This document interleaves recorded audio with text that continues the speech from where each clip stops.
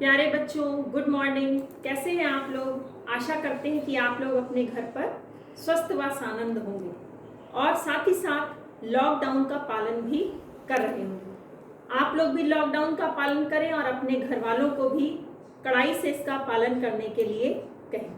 चलिए बच्चों, पहला पाठ तो खत्म हो चुका है और आज हम दूसरे पाठ को शुरू करने जा रहे हैं। तो सबसे पहले तो मैं आप लोगों को दूसरे पाठ का गृह विज्ञान में परिचय देना चाहती हूँ कि हमारा गृह विज्ञान कक्षा 10 का दूसरा पाठ कौन सा है।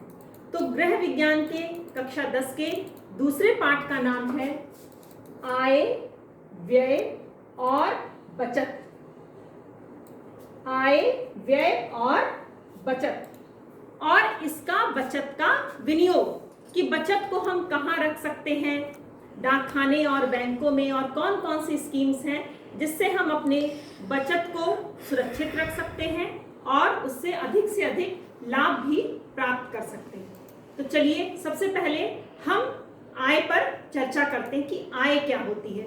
इससे पहले भी मैंने बजट वाले पाठ में आप लोगों को बताया था कि आय किसे कहते हैं। वह धन जो व्यक्ति अपने परिश्रम के फलस्वरूप अर्जित करता है उसे हम आय कहते हैं।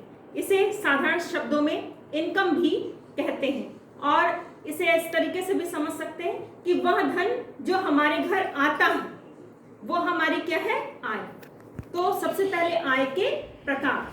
तो आय के दो प्रकार होते हैं, प्रत्यक्ष आय और अप्रत्यक्ष आय। अगर आप याद करेंगे तो मैंने बजट वाले पाठ में भी आप लोगों को बताया था कि आय दो प्रकार की होती है। प्रत्यक्ष आय जो हमें धन के रूप में प्राप्त होती है, नगद धन के रूप में जो हमें धन प्राप्त होता है वो हमारी क्या है, प्रत्यक्ष आय। और जो आय हमें सुविधाओं के रूप में, जैसे किसी नौकरी में चिकित्सा की सुविधा, यातायात की सुविधा, निःशुल्क बच्चों को शिक्षा दी जा रही है, इस तरीके की जो आय प्राप्त होती है, सुविधाएं प्राप्त होती हैं, उसे हम क्या कहते हैं, अप्रत्यक्ष आय। अब बात होती है कि आय के कौन कौन से स्रोत हैं, आय हमें कहाँ कहाँ से अर्जित होती है। तो आय का पहला स्रोत है वेतन। वेतन क्या होता है बच्चों? वेतन ज्यादातर हम ये कह सकते हैं कि जो मानसिक श्रम करते हैं उन्हें, जो उनके परिश्रम के फलस्वरूप, मानसिक श्रम के फलस्वरूप जो धन प्राप्त होता है उसे हम वेतन कहते हैं। वेतन जो होता है महीने में एक बार मिलता है या मासिक वेतन का आधार होता है। इसके बाद आ जाता है दूसरा प्रकार है मजदूरी। मजदूरी जो शारीरिक मेहनत करके जो धन प्राप्त होता है उसे हम मजदूरी कहते हैं। ये ज्यादातर दैनिक रूप में हमको मिलती है, जैसे कोई लेबर्स होते हैं, घर बनाने का काम करते हैं। इसके अलावा बहुत से लोग जो सामान वगैरह ढोते हैं, वो सब इस श्रेणी के अंतर्गत आ जाएंगे। फिर तीसरा आय का स्रोत है व्यवसाय। व्यवसाय का मतलब होता है बिजनेस। बड़ी बड़ी दुकानें, शॉपिंग मॉल्स आप लोग देखते हैं ना, तो उनको चलाने वाले, रेस्टोरेंट चलाने वाले, बड़ी बड़ी मिठाई की दुकानें चलाने वाले, सब कौन है, बिजनेसमैन है। और उनको जो आय प्राप्त होता है उसको हम कहते हैं व्यवसाय से प्राप्त होने वाली आय। और उसके बाद आ जाता है घरेलू उद्योग धंधे। कुछ लोग छोटे मोटे काम धंधे अपने घर पर ही शुरू कर लेते हैं, जैसे पापड़ बनाना, अचार मुरब्बे बनाना। इसके अलावा बहुत से लोग घर पे स्वेटर बुनते हैं, या इसी तरीके से लिफाफे बनाना, कई और छोटे मोटे काम अपने घरेलू स्तर पर ही शुरू करते हैं। उनका बहुत बड़ा कोई बिजनेस नहीं होता है, तो उनको जो आय प्राप्त होती है वो घरेलू उद्योग धंधों से प्राप्त होने वाली आय कहलाती है। उसके बाद आ जाता है कृषि कार्य। हमें पता है कि भारत एक कृषि प्रधान देश है। यहाँ पर ज्यादातर लोग कृषि कार्य करते हैं, तो उन्हें जो आय प्राप्त होती है वो कृषि कार्यों से प्राप्त होने वाली आय है। ये ज्यादातर फसल होने पर प्राप्त होती है। जैसे गेहूं की फसल हुई तो उन्हें गेहूं बेच करके जो धन प्राप्त हो जाता है। उसके बाद जब चावल की फसल हुई तो चावल से, चना हुआ तो चने से जो धन प्राप्त हुआ। तो इस तरीके से फसल होने पर उन्हें ये धन प्राप्त होता है। उसके बाद आ जाएगा आपका पशुपालन। कुछ लोग आप लोग देखते हैं कि अपने घर पर पशु पाल लेते हैं। कुछ लोग उन्हीं जैसे गाय भैंस पाल ली और उनका दूध बेचने लगे।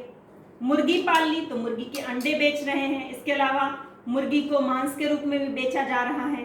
कुछ लोग मछलियां पाल लेते हैं तालाब में। कुछ लोग बकरी पाल लेते हैं, बकरी का दूध भी बेचते हैं और बकरी को मांस के लिए भी बेचते हैं। तो उससे जो उन्हें आय प्राप्त होती है वो पशुपालन से प्राप्त होने वाली आय कहलाती है। इसके बाद आ गया पेंशन। पेंशन बच्चों आप लोगों ने सुना होगा, जब कोई सरकारी कर्मचारी अपनी नौकरी से सेवानिवृत्त या रिटायर हो जाता है तो उसे सरकार कुछ पेंशन हर महीने प्रदान करती है। अब इसके बाद आ गया ब्याज से प्राप्त होने वाली आय। ब्याज से कैसे आय प्राप्त होती कि हम लोग अपने जो धन है उसको बचाने के लिए कहाँ रख देते हैं, बैंकों में या डाकखाने में रख देते हैं। तो बैंक और डाकखाने हमें क्या करते हैं, अब हमारे ही धन पर कुछ ब्याज हमें प्रदान करते हैं, तो वो ब्याज से प्राप्त होने वाली आय हो जाता है। इसी प्रकार से कुछ लोग अपना व्यवसाय ही ब्याज से प्राप्त होने वाली आय को बना लेती हैं। ऐसे लोगों को साहूकार कहा जाता है और ये पुराने समय में बहुत चलता था जब बैंक और डाकखाने और इस तरीके की सरकारी स्कीमें नहीं होती थी और वो बहुत ज़्यादा मुनाफा लोगों से कमाते थे। अब इस प्रकार का प्रचलन धीरे धीरे बंद हो चुका है और अब लोग बैंकों और डाकखानों में ही अपनी आय को सुरक्षित रखते हैं। इसके बाद जो आखिरी बिंदु है हमारा आय से प्राप्त आय के स्रोत का, वो है उपहार अथवा भेंट। हम लोग का बर्थडे होता है, शादी घर में होती है, किसी बच्चे का जन्म होता है, तो इन सभी अवसरों पर हम लोगों को कोई ना कोई गिफ्ट मिलता है या कभी वो जो है धन के रूप में कोई लिफाफा दे जाता है रुपए रख करके, या कभी कभी कोई गिफ्ट या उपहार दे जाता है, तो वो भी हमारी जो है आय के अंतर्गत ही आएगा। और इस प्रकार से हमारी आय के स्रोत हो गए वेतन, मजदूरी, व्यवसाय, घरेलू उद्योग धंधे, कृषि कार्य, पशुपालन, पेंशन, ब्याज, उपहार अथवा भेंट।